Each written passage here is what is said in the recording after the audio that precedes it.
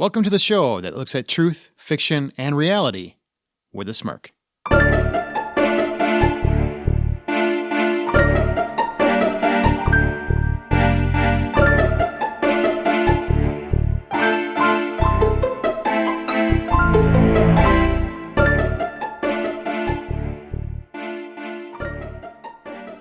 I'm Aaron Peterson. I'm Amanda Sink. I'm Zach Parkerson. And welcome to Smirk. Each week, one of our hosts introduces an original story, which they then use as a springboard for spirited discussion on whatever the moral or theme of their story was. But not this week. Oh, no. This is a holiday week episode, so I believe it's Thanksgiving's Cluck Cluck Day in the U.S. So most podcasts actually take the week off. We're going to do a shortened version, and we did this a while. What holiday did we do it before? Was it Halloween. No, July 4th or something like that. We did the round table. I think it was Halloween. It wasn't Halloween. I can tell you that. Labor Day. We recorded it. Might be Labor Day. Do you remember what it was titled? I do not. Anyway. Crimson Red Night. Crimson Red Night, yeah. Okay, so Labor Day. All right. So we great radio.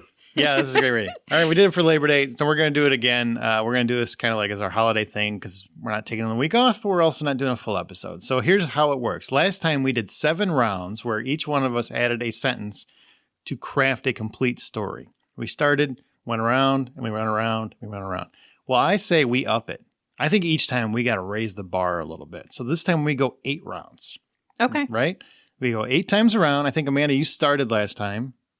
It was you. Maybe. We're going to do 8 rounds, but we're going to go 1, 2, 3, 1, 2, 3. So who wants to start the story and who wants to finish the story? Are we doing it holiday themed? No, it doesn't have to be. It's just we're going to create a story on the fly. Okay. I'll start. Okay. I'll finish. So it would be Zach, Amanda, me. Now remember, we're going to go around 8 rounds total. Zach's going to start. It's going to Zach, Amanda, me, Zach, Amanda, me, Zach, Amanda, me.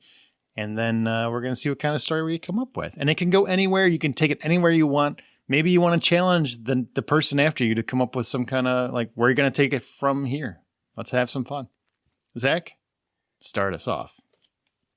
He slipped the ring onto his finger. Wow, I challenged you right off the bat. Wow, this already got really complicated. I was like, where do I want this story to go? On the day of his divorce papers being finalized. Wait, what? He put the ring on his finger. Is this going backwards in time? I don't understand. No, he's getting divorced, but he still put the ring on his finger. I can rephrase that. Okay, no. I got it. And remember, and for people listening, we're going to do it this way, and then you'll hear the story in full as it should unfold at the end. So this is going to sound atrocious. It's going to be atrocious until we get there. So, slips finger on the finger on the day he got divorced. Not so easy now, is it? Sure isn't. Yeah, I really feel like I did a challenging first sentence, I guess. I'm trying to figure out how can you shake it up so much that it becomes weird? Because that's just how my brain works. He looked in the mirror and decided, wanting a change, today is also the day he shaves his head. I don't even know why that matters. Before he could begin, he had to psych himself up with his favorite oath. Recited from his favorite movie, Boondock Saints. And shepherds we shall be, for thee, my lord, for thee. Power hath descended forth from thy hand, that our feet may swiftly carry out thy command. Dork. So we shall flow a river forth to thee, and teeming with souls shall it ever be, and nomini patriot fili, spiritus sancti. What just happened? He recited his oath. I got it. So he shaved his head. He's got his ring on his finger. He's getting divorced. Jesus, now he's a Boondock Saints fan. What's wrong with that? I would say he's a fanboy. Okay, he grabs the pistol out of the drawer and puts it in the back of his pants. Sorry, so where do you put it? In the back of his pants. Like tucks it into his jeans? Yeah, in the back of his pants. So that's round 2. Has he shaved yet? Yeah, he already shaved his head. I assume. Okay. Let's just make an assumption. We're presuming. Oh, my God. We're on round 3. So far, this is going nowhere. Or it's leading to a bloodbath. Where are you going? Nowhere. Right. He approached his closet, got his heavy leather jacket, his baseball cap, and the mask that covered the bottom of his face. Let's see how she likes me now, he said to himself. Oh, no. Well, this is going to get We went to the dark path. Meanwhile, Sheila.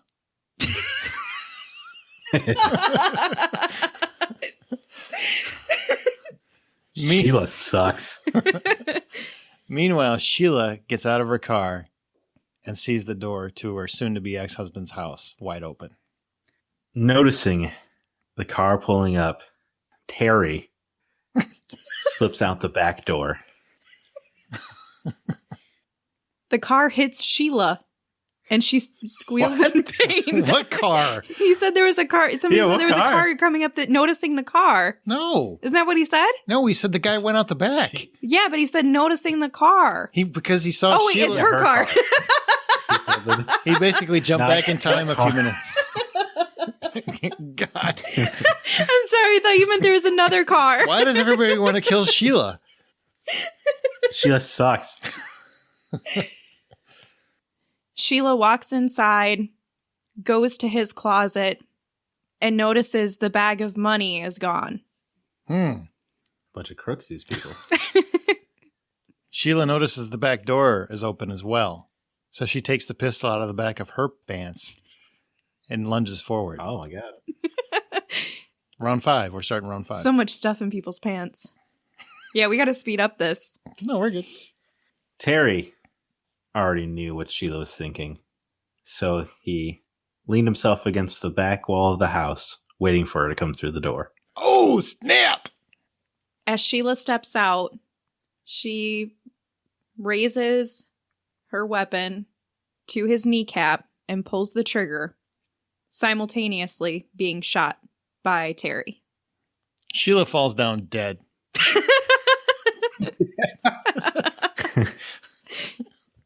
Round 6 starting. As Terry is writhing on the ground in pain, he notices the neighbor boy hops over the fence into his yard. Ooh. Oh, no. Oh, witnesses. The little boy, Eddie, offers assistance to Terry and asks what he can do to help him because he notices he's in pain. There's a dead woman sitting next to this man. This boy's just like, hey, man, you cool? He's offering to help move her body, if need be.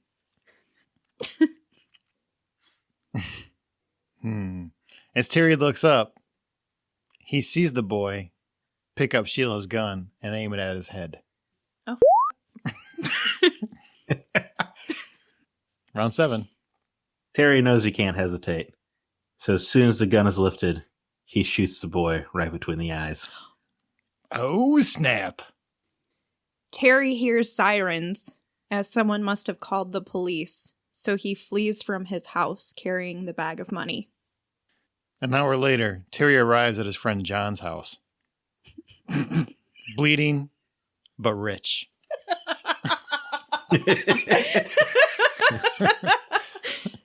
This is round 8. Final round. Terry thought he could trust John. But unbeknownst to Terry, John and Sheila had been hooking up for months. Bro code violation. Bro code violation. Red alert, red alert. As he walked in the door, he notices Sheila opening her buttoned shirt to show she had a vest on. Oh, no fair. I did not see that coming. Damn it. You didn't specify where she got shot. Yeah, that's true. That's true. And I got the final. Unlike the boy who was shot right between the eyes. She was cool with the kid getting killed. And I got the final one, right? This is the ender. Story ender? Yep. Let's see where you take it. All of a sudden, a UFO came down. Terry looks up and sees John and Sheila both with guns pointed directly at him. Both of their trigger fingers start to pull, just as Terry squeezes one into Sheila's head. Respect. Nice. As both of them fall to the Sheila ground. sucks. And he recites his oath. 1 lap 5. John picks up the money and heads to the car. The end. You had an extra sentence, uncool. So Yeah. the story actually ends at them murdering each other. We don't know what John does. Okay, fine. Oh, I think fine. it's a safe bet. John's grabbing that money. I think that's a safe bet. Yeah, time to leave. He won on all counts. And he's the one that broke the Yeah, right. bro Got rid code. of Sheila. He got to bang Sheila for months. He got to have a loyal friend who was going to share his money with him, but he wanted it all. He wanted everything. Yeah. And then they kill himself, so he's basically free and clear. And he got the money. John wins. That's my boy, John. So what do we title this one? We each get a word. Remember, we do the same thing. So Zach, first word. We each get one word to title this episode. And it's Zach, Amanda, me. So Zach. Divorce. I wanted to include pal, but I guess I can't. Is. No, you can make it as divorce. Well, that leaves it. Yeah, He needs to have an opportunity to throw a word in there. Oh, no, that's a word. I mean, you can make this title as goofy as you want. It could be like Divorce Pepsi Snickers, you know? Well, like, no, I wanted to use pals. Divorce pals. Divorce pals. There it is. Wait, no, did you say is or pals? Where are we at? I'm with pals, if I can use Divorce pals. I know, it sounds stupid, but he got mad at me for using is. Fine, divorce is. No, now way. we're doing pals. Divorce pals. Make it a challenge for Aaron. Unrequited. Oh. Divorce pals unrequited. Yeah, I don't know what it means, but that's what I'm going with. Everybody can... The divorce pals. It just doesn't make any damn sense. At least Crimson Red Knight made some sense. We can redo it. No, we're not redoing it. We're sticking with it. Let the people listening try to figure out what the hell it means. What would you have gone with if I had said is? Unrequited. So no matter what, you were going to use that word. Divorce is unrequited is not bad, actually. Yeah. If you say Stegosaurus, be unrequited. Then we'll just do divorce is unrequited. No, I like divorce pals unrequited. Let's just be weird. Yeah. It makes no sense. I like it. You're like divorce pals : unrequited. It's a yeah. secret. There we go. Hey, there. See, he made it work. I like it. There's so many unanswered questions in the first divorce pals. Well, maybe the first one is pals, and then divorce pals, and then it's divorce pals unrequited. They just lengthened the title for the second one. All that works. All that makes horrible no sense. All right. Well, now you get to hear the entire story as well as we can edit it together, told as one complete unit. And just remember, that boy died for nothing. Yeah, I already forgot about the boy. Oh, wow.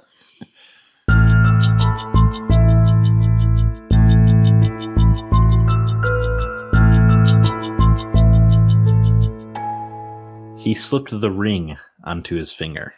On the day of his divorce papers being finalized. He looked in the mirror and decided, wanting a change, today is also the day he shaves his head. Before he could begin, he had to psych himself up with his favorite oath. Recited from his favorite movie, Boondock Saints. And shepherds we shall be, for thee, my lord, for thee. Power hath descended forth from thy hand, that our feet may swiftly carry out thy command. Dork. So we shall flow a river forth to thee, and teeming with souls shall it ever be, and nomini patriot fili, spiritus sancti. He grabs the pistol out of the drawer and puts it in the back of his pants. He approached his closet, got his heavy leather jacket, his baseball cap, and the mask that covered the bottom of his face. Let's see how she likes me now, he said to himself. Meanwhile, Sheila gets out of her car and sees the door to her soon-to-be ex-husband's house wide open. Noticing the car pulling up, Terry slips out the back door. Sheila walks inside, goes to his closet, and notices the bag of money is gone. Sheila notices the back door is open as well, so she takes the pistol out of the back of her pants and lunges forward. Oh my God. Terry already knew what Sheila was thinking, so he leaned himself against the back wall of the house, waiting for her to come through the door. As Sheila steps out, she raises her weapon to his kneecap and pulls the trigger, simultaneously being shot by Terry. Sheila falls down dead. As Terry is writhing on the ground in pain, he notices the neighbor boy hops over the fence into his yard. The little boy, Eddie, offers assistance to Terry and asks what he can do to help him because he notices he's in pain. As Terry looks up, he sees the boy pick up Sheila's gun and aim it at his head. Terry knows he can't hesitate. So as soon as the gun is lifted, he shoots the boy right between the eyes. Terry hears sirens, as someone must have called the police, so he flees from his house carrying the bag of money. An hour later, Terry arrives at his friend John's house. Bleeding, but rich. Terry thought he could trust John. But unbeknownst to Terry, John and Sheila had been hooking up for months. As he walked in the door, he notices Sheila opening her buttoned shirt to show she had a vest on. Terry looks up and sees John and Sheila both with guns pointed directly at him. Both of their trigger fingers start to pull, just as Terry squeezes one into Sheila's head, as both of them fall to the Sheila ground. Sucks. And he recites his oath. And the cool part is... The moral of the story, ain't no drug stronger than pussy.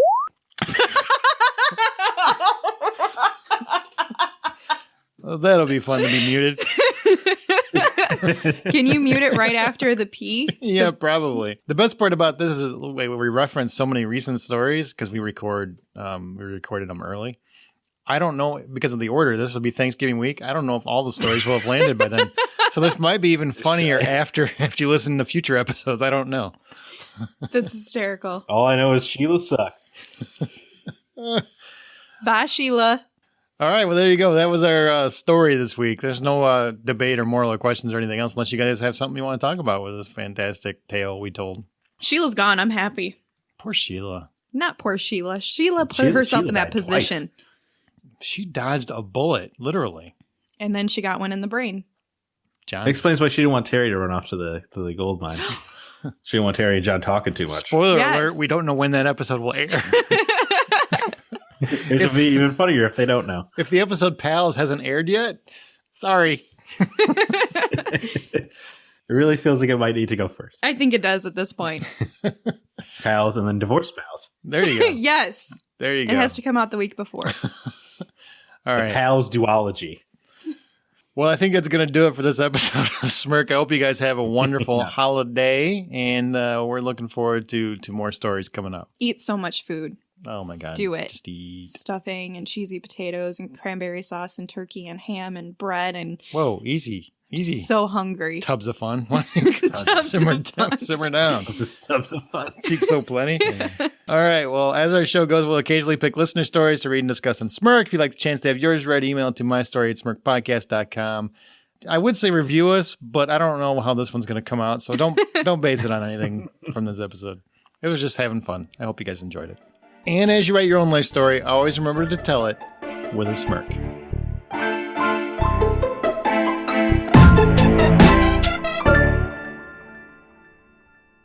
Did that story make any sense when it was all done? I think it did. But we were also playing off a that's previous definitely- story, so... It's weird that Boondock Saints got such a major play, but otherwise... When you get a sentence, solid. does it include the entire oath from Boondock Saints? I see It that. was- a little comma before the... Yeah, exactly. He recites his oath, and then from Boondock Saints, colon, and then you put the quote there. And then you can make a disappointing sequel 20 years later. Wow. Now who's thankful? I am for that joke.